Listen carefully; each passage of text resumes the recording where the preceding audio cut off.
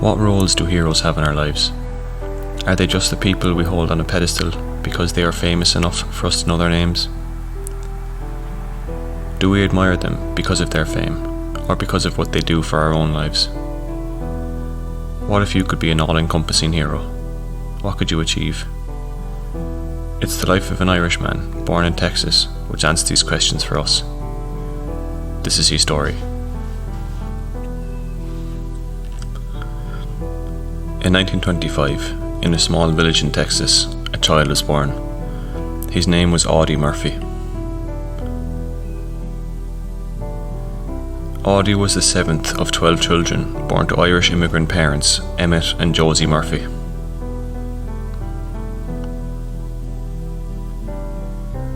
As many Irish in America at the time, they found life hard. The family were poor as poor can be. They were sharecroppers, effectively living the lives their parents had escaped from in Ireland.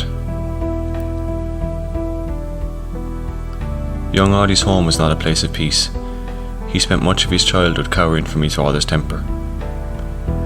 On a nightly basis, Audie and his siblings would find themselves hidden in an upstairs wardrobe as his father and mother would argue downstairs. I say argue. In reality, Audie's father would furiously lecture his mother on the issues which pestered his own mind, and rather than have roots in reality. As time grew older, Audie's father returned home after days' work less and less, sometimes for months on end. At some point, he stopped returning home altogether and left the family to fend for themselves.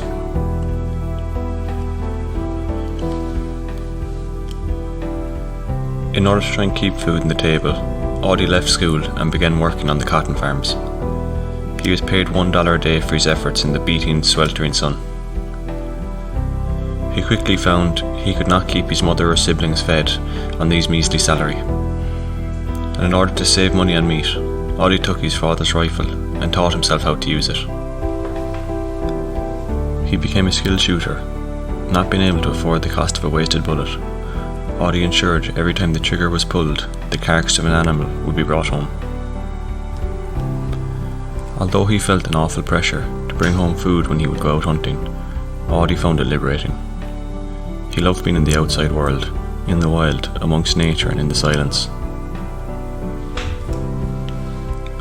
He would sit in the shade whilst waiting for an animal to pass his viewpoint.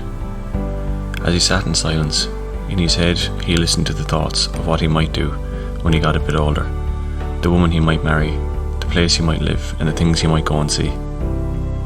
Then, when Audie turned 16, life spun in its head. His mother passed away after a short illness. This broke poor Audie's heart. He had loved his mother dearly. He later wrote about her death. She took something of me with her when she died. It seems I've been searching for it ever since.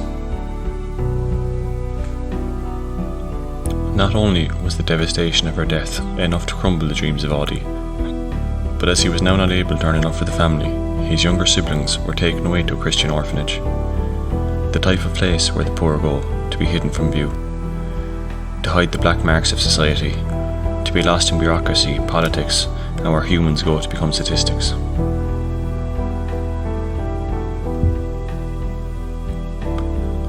To try and save them from their impending terror, Audie worked a series of jobs at once, running from one to the other to get as many shifts as possible, avoiding sleep where money could not be earned. He worked in a radio repair store, a general store, and a gas station. In December 1941, as Audie was testing a radio he had just mended, he heard a breaking news report. In it, he heard of a Japanese attack on Pearl Harbor.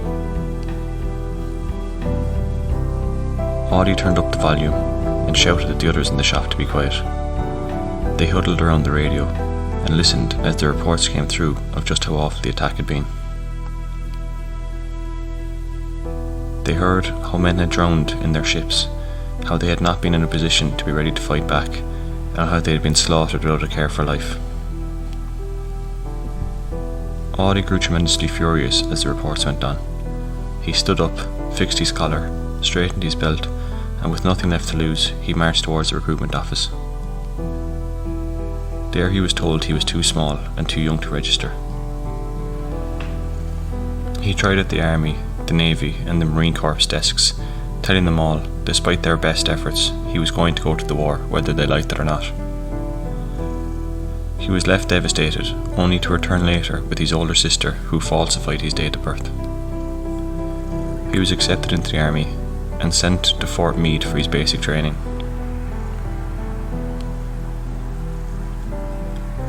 Here, the drill sergeants were amazed by this raw recruit.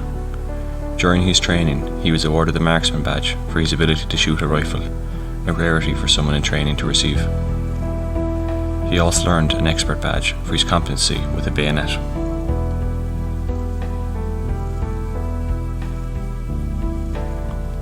Because of his unique ability as a soldier, he was quickly taken out of basic training and placed in advanced infantry training. After a quick few months of training, Audie was given his orders. He boarded a ship with his rifle, his uniform and rations and headed for Casablanca, Morocco. He was assigned to the 3rd Infantry Division under the watchful eye of Major General Lucien Truscott.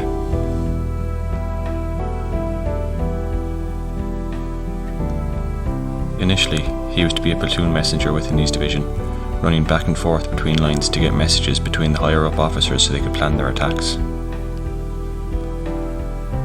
I make these sound straightforward. The reality is, as the divisions were so spread out, Audie would find himself running and marching up to 30 miles a day in full uniform under the hot African sun, carrying all his belongings.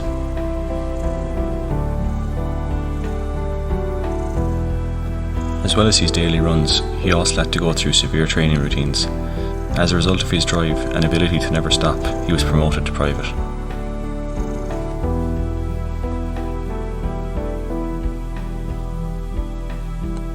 When the Axis forces surrendered, the soldiers who Audie had spent his time with were ordered to manage the prisoners. The officers had bigger plans for Audie, however. He was told to pack his bags and he was sent to Europe. On July 7th, 1943, Audie landed in Sicily and joined the group led by Lieutenant General George S. Patton. Here, Audie had a new confidence which surprised many. He didn't accept fatigue as an excuse for any soldier near him to stop moving forward. As a result, he was promoted to the rank of corporal after just 2 weeks in Sicily. Sicily was where Audie started to show the signs of being an immaculate soldier. When his company first engaged the enemy, the young men of war were frightened, scared, and just wanted to go home. Audie too had a tremendous anxious weight in his shoulders and in his spine, but he managed to steady himself for battle, just enough to be able to perform.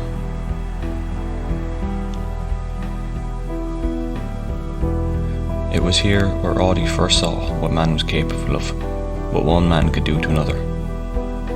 During the battle, Audie claimed the souls of 2 high-ranking officers. Audie was in the thick of the battles as the war progressed, always finding himself with the other high-achieving trainees at the front lines. He wrote of his early days in battle. "I have seen war as it actually is, and I do not like it, but I will go on fighting." When Sicily was secured, those higher up decided the next place to go would be to mainland Italy. When they arrived in mainland Europe, Audie and 2 others were given the unpleasant task of going out first and scouting ahead for others to follow later. As they walked over the banks of a river, they were spotted and came under heavy German gunfire.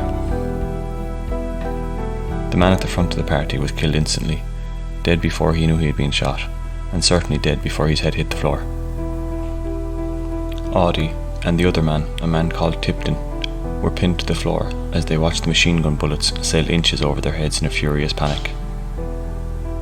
Audie turned to Tipton and told him to launch a grenade forward. Tipton, knowing Audie to be the soldier he was, trusted him and did as he was told. As the grenade flew from his grasp, he heard Audie fire 5 single bullets. By the time the grenade landed, all 5 German soldiers at the machine gun post were already dead. 5 bullets for 5 men. Audie wasn't one to waste one. A few days later, after having cleared a path, Audie and Tipton led the rest of the division up through the river to the safety of the passage they had created. Once they found a spot to settle, Audie again was instructed to go ahead. Whilst patrolling the area as to where they might move to next, Audie was spotted by a group of soldiers scouting for his division. When they spotted him and opened fire, Audie knew he could not let them go free, as to do so would doom his own men. Again, Audie lay low, pointed his gun forward and opened fire. In the chaos of the hellfire which ensued, Audie managed to kill 3 German soldiers and take 4 prisoners back to his camp.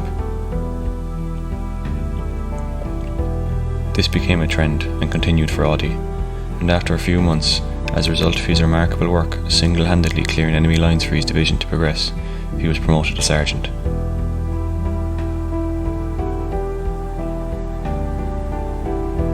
Whilst in Italy, Audie contracted malaria.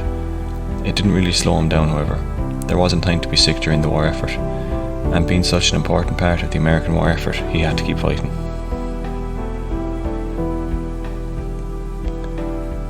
He did spend some time in a military hospital, but was soon released to lead a charge on Anzio Beach. This was one of the more horrific scenes Audie would experience in the war. In the short battle, his division were slaughtered. They eventually cleared the area and succeeded in pushing the Germans back, but of the hundreds who landed on the beaches, fewer than 30 survived the 3-day battle, Audie amongst them. When they came over the beachhead, Audie experienced one of the worst sights a soldier can see. Having seen so many of his friends and colleagues butchered, and with less than 30 of them left, their plan was to get off the beach, chase the remaining Germans back, and set up a spot for more troops to arrive. As they got above the beachhead though, they saw the pushbacks of Germans had not been successful. An entire army sat on top of the beachhead, regrouping to attack the 30 left. Audie and the others spent the next few days hidden in a farmhouse, controlling their breathing so the Germans would not find them. Days were spent hiding on top of hay, not moving, not even to use the bathroom.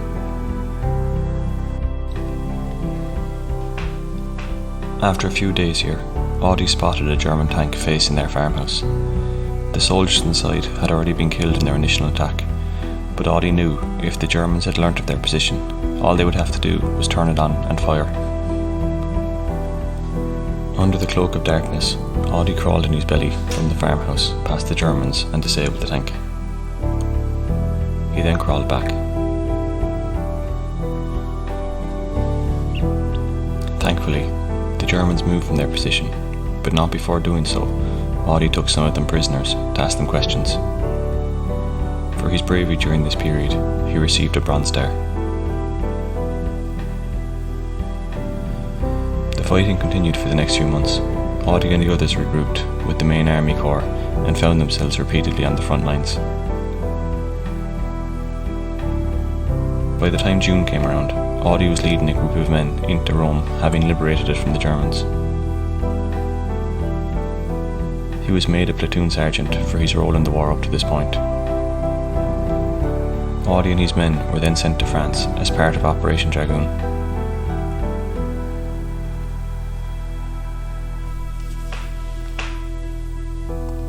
They were amongst the first to arrive there and used the vineyards as their cover to move up off their landing spots on the beaches. As they neared the other side of one of the vineyards, they were spotted by a German machine gunner who opened fire on them without mercy.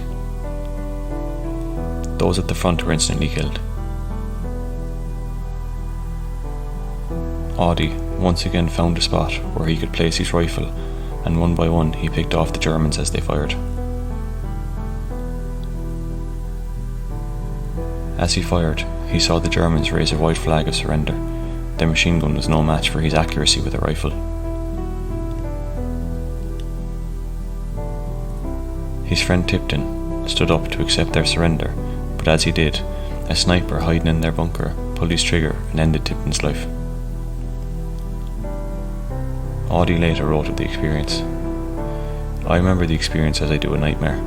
A demon seems to have entered my body. My brain is coldly alert and logical. I do not think of the danger to myself. My whole being is concentrated on killing.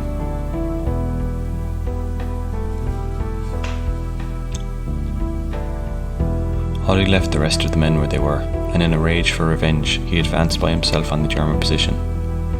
He moved through the house which they were based, and without regard for his own life. In a 20-minute period, he killed 6 Germans, severely wounding 2, and took 11 as prisoner.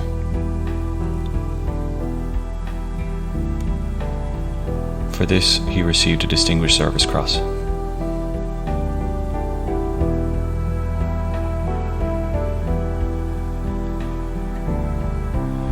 Audie continued in that vein for the next few months of the war, always at the front and always taking charge as his men were pinned down. He received various medals for his efforts.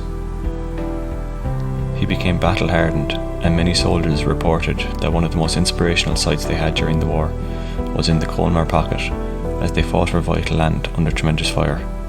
Audie killed everyone inside in a German tank by dropping himself down through the hatch and coming up with just a leg wound. As he stood wounded on top of the tank and in the open field, he ordered his men forward, being a single source of covering fire.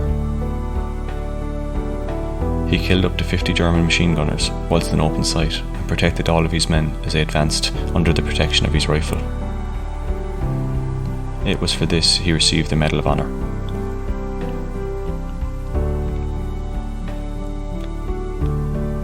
On the 8th of June 1945, Audie's war ended and he was sent home with honourable discharge. When he arrived back to Texas, he was treated with the homecoming parade, as he was now the most decorated American soldier of all time. Despite all this, Audie found life after the war quite tough. He suffered terribly from a form of PTSD, shaking regularly. He had to sleep with a gun under his pillow for fear the Germans might attack during the night, and he was often awoken by the sound of his own screams. In order to distract himself, he became involved in a number of new ventures. He tried joining the police, but found carrying a gun and putting on a uniform too close to his experiences of war and had to leave. He then wrote a book about his time in war. This was picked up by Hollywood producers and turned into a film, where Audie played himself as the lead. When other Hollywood producers saw Audie's acting abilities, he was immediately sought for. Over the next few years, he went on to star in over 40 blockbuster films. Not satisfied with just movies, however, Audie also turned his hand to music and wrote a series of relatively successful hits. He was now recognised as one of the biggest stars in America. He was a war hero, a Hollywood icon, and a musical genius.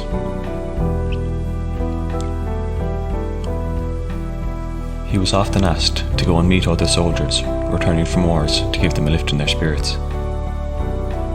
He found more and more of them, returning from Korea and Vietnam, were having the same post-war issues as himself.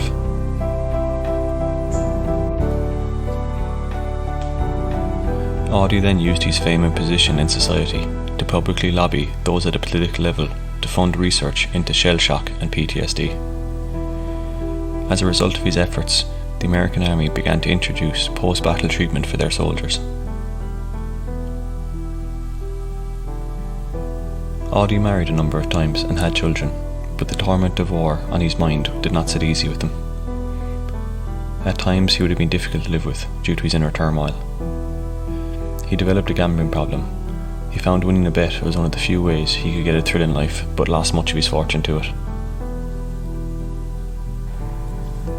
In 1971, in a private unregulated plane, Audie's life came to an end as it plummeted from the sky into a mountain. He was buried with full military honours, and American presidents, past and future, attended his burial, such was his role in American life. Today, it is recognised as the second most visited grave in America, after the other Irishman, JFK. After his death, Audie's name was also added to the Hollywood Walk of Fame due to his blockbuster movie career.